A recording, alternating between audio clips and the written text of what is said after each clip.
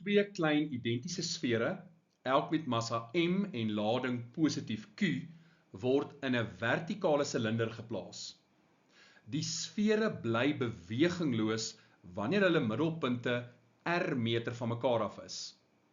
Ignoreer alle wrywingseffekte.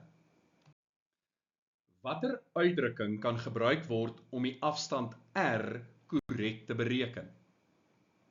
Die korrekte antwoord is A.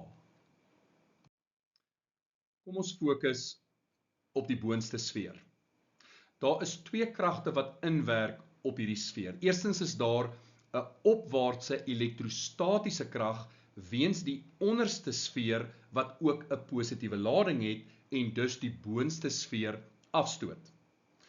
Nou die boonste sfeer het ook 'n massa, so daar is gewig en gewig is afwaarts.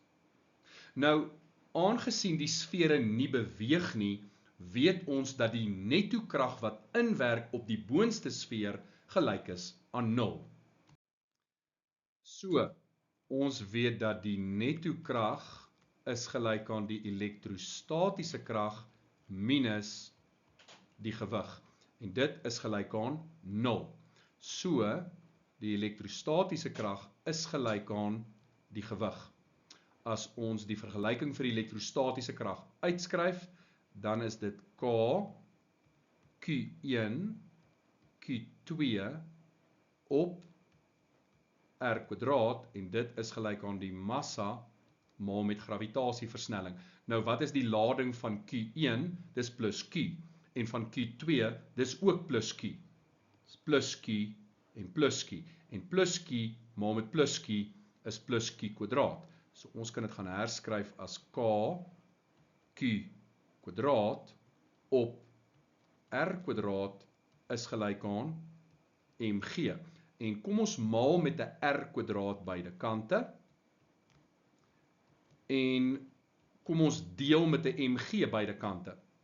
So dan gaan ons kry dat K Q kwadraat op mg is gelyk aan R kwadraat.